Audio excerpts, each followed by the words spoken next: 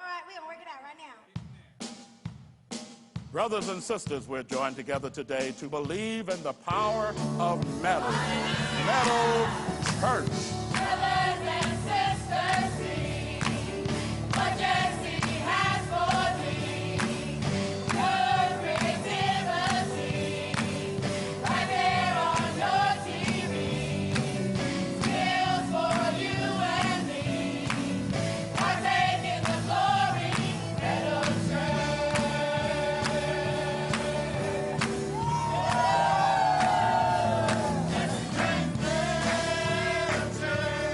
Jesse James Metal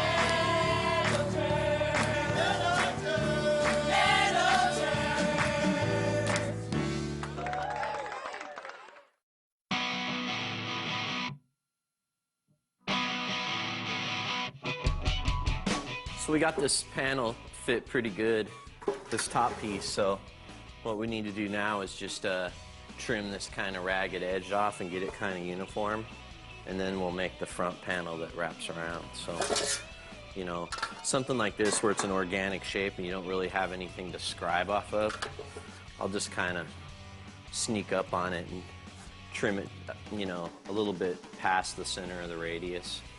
So, you know, when the panels meet, this curled panel comes down to a slightly curled front panel, so it's straight and it's super easy to finish. So this is why every old-time sheet metal guy I've ever met always has giant forearms. It's from miles of snipping. Just pretend like I know what I'm doing.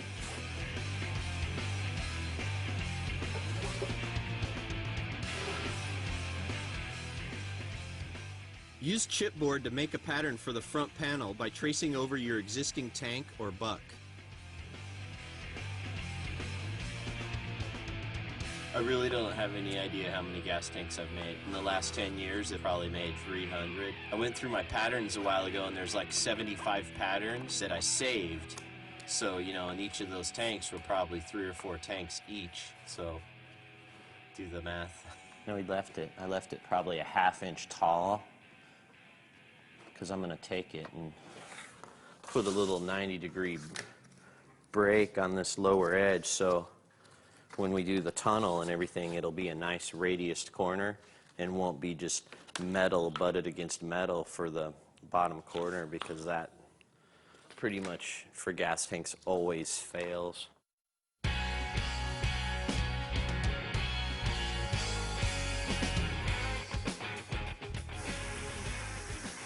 Cut the steel off your pattern, then bend 1 inch of the lower edge to 90 degrees on the break. I used the echoed craft former to shrink the top edge of the front panel so it matches the radius of the piece we had already formed.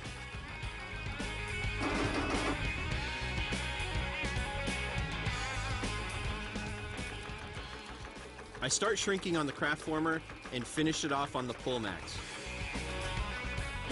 I know some of my tools are rare and hard to find, but you don't need to own this stuff to make it happen.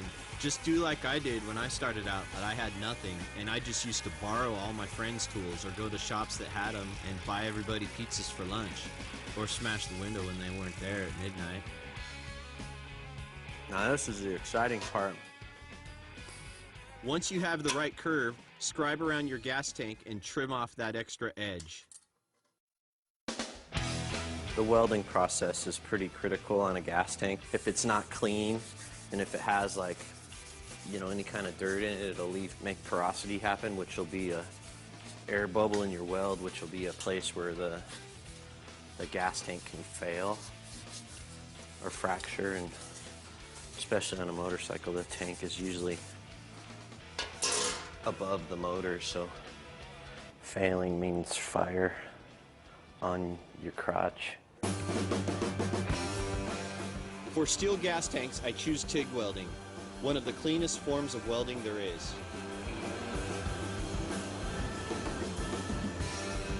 First gas tank I made leaked, it didn't work. The weld wasn't good enough to hold fuel, and so I snuck it into the trash before anybody saw it. Now we gotta let it air cool down so it doesn't shrink or crack or do anything funny.